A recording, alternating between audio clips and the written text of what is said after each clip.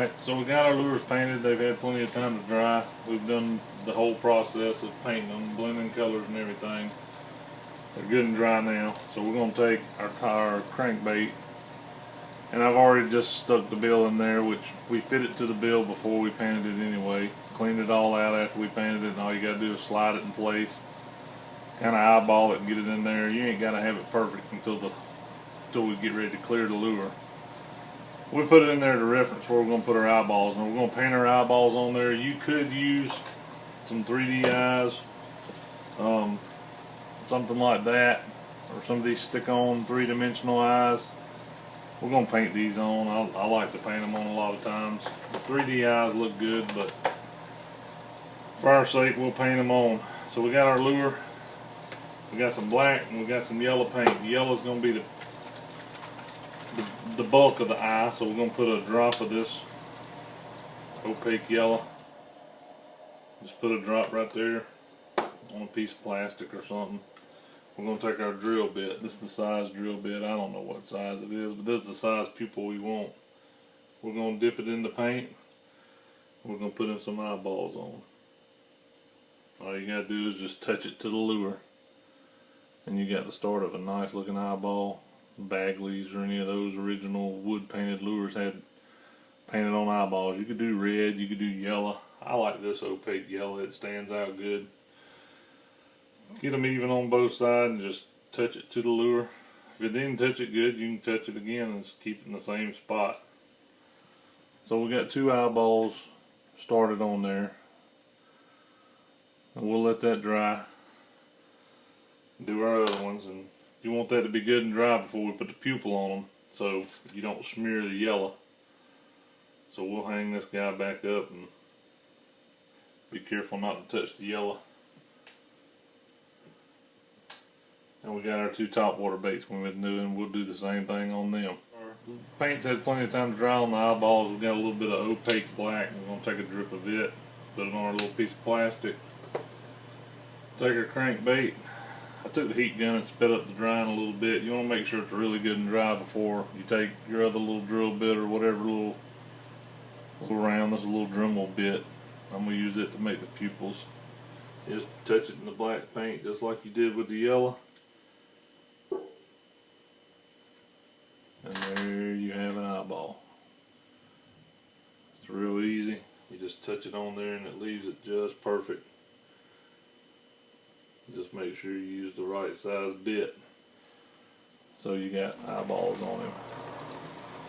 We're going to put a kill dot on him too. Most shad have a little dot. You can put it wherever you want to.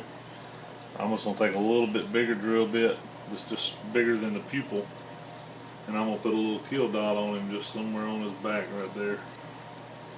It's just a little detail.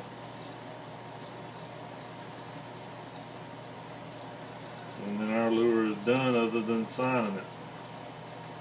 So we got 2 kill dots, pupils done, still got the paint. We're going to take this little old marker, it's a Micron fine tip little pen, and it doesn't have any ink in it, but we use the tip to write what you want to write on. We're just going to write toxic on here, dip it in the paint. You could write toxic tackle, or you could write your name, you could do whatever. I like to sign my lures with toxic or toxic tackle. Everybody knows it's your lure.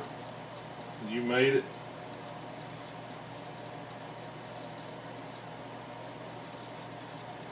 And you got real nice detail. You got your name signed on there. You can put the date, you can put whatever you want. I always sign them. People go looking to want to buy your lures, they know who made it. So I'm going to finish doing the other ones and then we're going to clear them. So this is our clear we're going to use. Our lures are all done. This is Envirotex Light. It's a 2-part epoxy resin, but it doesn't have that harsh smell like the Devicon and all that stuff does. And this has UVs in it. It's really, really hard. It's waterproof. 2 equal parts dead on. It doesn't have a smell, and it's safe with all paint. That's hard to find, is something that's safe with all paint. Water-based paint, it don't matter. This won't hurt it. This is the same thing that they would coat a bar top with. You put a playing card up under it and then coat it. That's what I use. I've used and tried other stuff, and this is by far the best and the hardest. And I don't use a lure drying machine that turns the lures no more because it dries too thick to my liking. I usually just do this, and you'll see the way I do it. Equal parts. So I'll take these little cups, I'll set them down, I'll take my little marker, I'll hold the cup, and I'll draw a line on the cup. I'll take both cups and do them the same exact height and draw 2 lines on the cup. So you're going to mix equal parts, dead to the line. They need to be perfect. So you just start filling them up, and if you got a light behind your work, you can see how full they are real easy through the cup. But you want them dead on the line. So once you mix, put the hardener in one and the resin in the other, get them exactly level. And with that light behind it, you can see the level of it real easy. Doesn't hurt to do this in a warmer climate. Just it flows a little better. But you'll get real good coverage, and it'll dry real thick, and it'll be ultra clear. So I got 2 parts equal, 1 in each cup. I just take a bamboo skewer. I use a lot of these to mix stuff and that junk. Just pour 1 cup into the other. Scrape the walls real clean. Get as much of it as you can, and then you're just going to stir it in this cup. Don't worry about the bubbles, don't worry about any of that, just stir it. It's kind of like, I tried using rod wrapping clear one time, and it worked okay, but this is a little tougher. It's not as flexible, so I mean, it'll take some abuse. You can bash it up against rocks and stuff like that. So I'll mix it in this 1 cup for a little while, and then I'll pour it back in the other cup, and that way you get all of the residue left in both cups. And you're going to use these cups the whole time that you're clearing the lure. So I'll put it back in this cup and mix it. Let your bamboo thing go around the edges real good and scrape any that's on the sides. And I'll do this 2 or 3 times back and forth in the cups just to ensure that I've got it mixed up real good. This stuff's got a working time of, I don't know, 20-30 minutes, depending on how warm it is and how humid it is.